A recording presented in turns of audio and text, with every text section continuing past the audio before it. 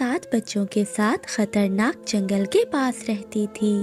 कालू कौवा डरते डरते एक पेड़ से कुछ फल तोड़ रहा था। जल्दी जल्दी से गोरी कवि और बच्चों के लिए फल तोड़ लेता हूँ। अगर जंगल की कोई बाजें या चीलें आ गई तो वो मुझे खा जाएंगी। कालू कौवा डरते डरते कुछ फल तोड़ता है और अपने घर की ओर चला जाता है। कालू कौवा फल लेकर जंगल के पास अपने छोटे से घोंसले में जाता है, जहाँ गोरी कवि अपने 4 बच्चों के साथ बैठी हुई थी। तभी कालू कौवा घर का दरवाजा बंद कर देता है। कालू जी, किसी ने आपको यहाँ आते हुए देखा तो नहीं? नहीं गोरी, मैं छुप छुप कर यहाँ आया हूँ, किसी ने नहीं देखा मुझे। कालू जी, पास के जंगल के जालिम पक्षियों को पता नहीं चलना चाहिए कि हम अपने बच्चों के साथ यहाँ रहते हैं, वरना वो जालिम चीलें हमारे बच्चों और हमें खा जाएंगी। गोरी, पता है मुझे, इसीलिए घर में आने से पहले मैं बाहर देर तक खड़ा रहता हूँ। अच्छा गोरी, तुम बच्चों को ये फल खिलाओ, मैं नदी से पानी लेकर आता हूँ। माँ, तुम हमें बाहर खेलने क्यों नहीं जाने देती हो? हमें सारा दिन घर में रहना अच्छा नहीं लगता।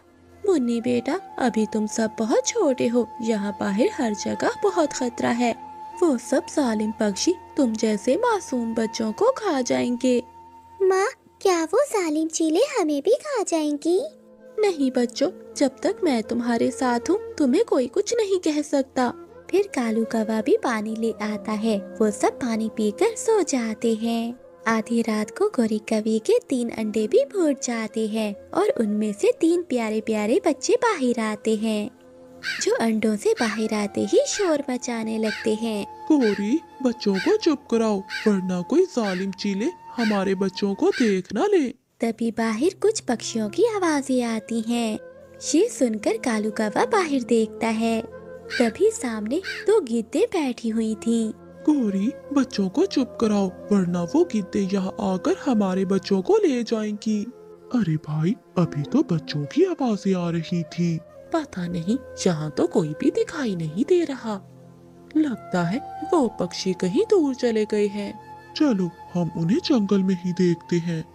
गोरी, अच्छा ही हुआ कि वो जालिम गिद्दे यहाँ से चली गई। आज तो इन छोटे बच्चों ने हमें मरवा ही दिया था। अगली सुबह कालू कौवा बच्चों के लिए फल लेने जाता है और गोरी कवि घर में बैठकर अपने 7 बच्चों की रक्षा करती है। ऐसे ही कुछ दिन बीत जाते हैं। एक दिन गोरी कवि और कालू कौवा अपने 7 बच्चों को लेकर बाहर बैठे हुए थे।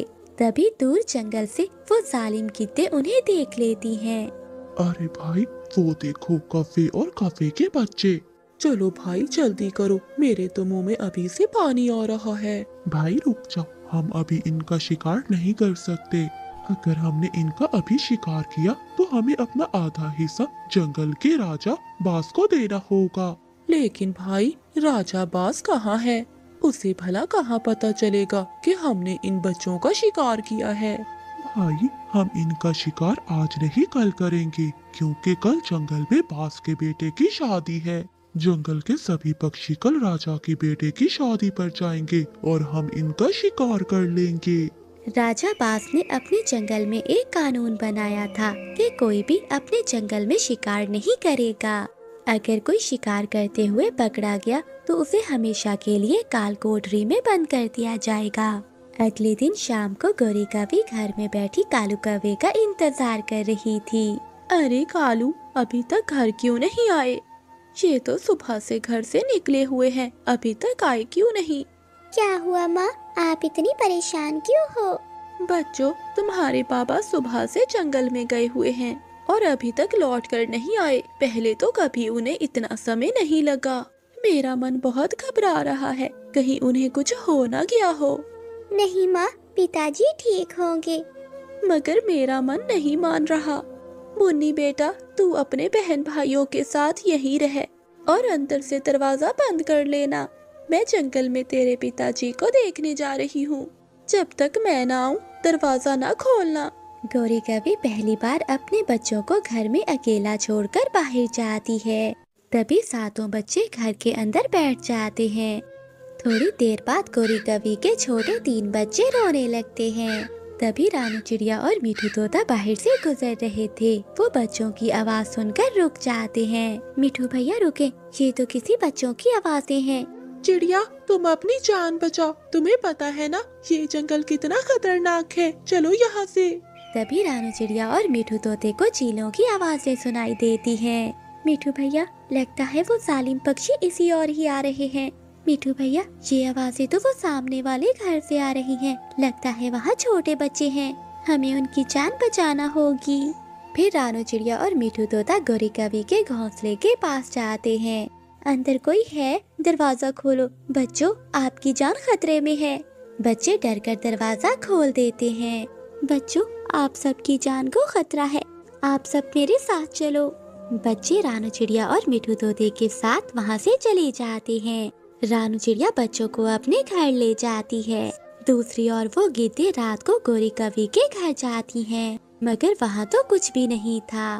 भाई, यहाँ तो कोई भी नहीं है। मुझे लगता है वो सब जंगल छोड़कर चले गए हैं। वो दोनों गिद्दे घर से बाहर निकलती हैं, तो उन्हें कालू कौवा और गौरी कवि देख लेते हैं। कालू कौवा और गौरी कवि अपने घर जाते हैं। अरे बाप रे, कालू जी, हमारे बच्चे कहाँ चले गए? लगता है उन गिद्धों ने हमारे बच्चों को खा लिया। गौरी कवि रोने लगती है। गौरी, चुप कर जाओ। चलो हम जंगल के राजा बाज के पास जाकर उन गिद्धों की शिकायत करते हैं। हम उन दोनों को छोड़ेंगे नहीं। तभी वो दोनों पास के जंगल के राजा बाज के पास जाते हैं। वो राजा को सारी बात बताते हैं। बाज राजा, आपके जंगल की गिद्धों ने हमारे बच्चों को खा लिया। आप हमारे साथ न्याय कीजिए, उन दोनों को कड़ी से कड़ी सजा दीजिए। चुप कर जा कवि, हमने नहीं खाया तेरे बच्चों को। बाज राजा, आप इनकी बात क्यों सुन रहे हैं? ये तो हमारे जंगल की है भी नहीं।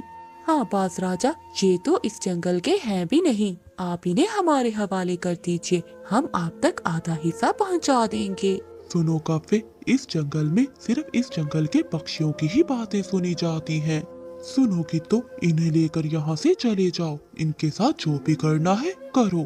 फिर वो गिद्धे कौवों को लेकर अपने जंगल से बाहर चली जाती हैं। वो कौवों पर हमला करने ही वाली थी कि पास के जंगल की महारानी चील और चिड़िया मीठू तोता सब आकर उन गिद्धों पर हमला कर देते हैं। गिद्धे मुश्किल से अपनी जान बचाकर वहाँ से भागती हैं। आप सबने हमारी जान क्यों बचाई? मैं भी मर जाना चाहती हूँ। मेरे बच्चे नहीं तो मैं जिंदा रहकर क्या करूँगी? कवि बहन, आप चिंता नहीं करें, आपके बच्चे मेरे पास हैं। फिर रानू चिड़िया गौरी कवि को सारी बात बताती है। फिर गौरी कवि और कालू कौवा रानू चिड़िया के घर जाते हैं। वो अपने बच्चों को देखकर बहुत खुश थे। गौरी बहन, आज से आप हमारे जंगल में ही रहें, क्योंकि हमारा जंगल बहुत सुरक्षित है। हमारे जंगल की महारानी चील बहुत अच्छी है, वो हम सबकी रक्षा करती है। उस दिन के बाद से कालू कौवा गौरी कवि अपने बच्चों के साथ उसी जंगल में रहने लगते हैं। गौरी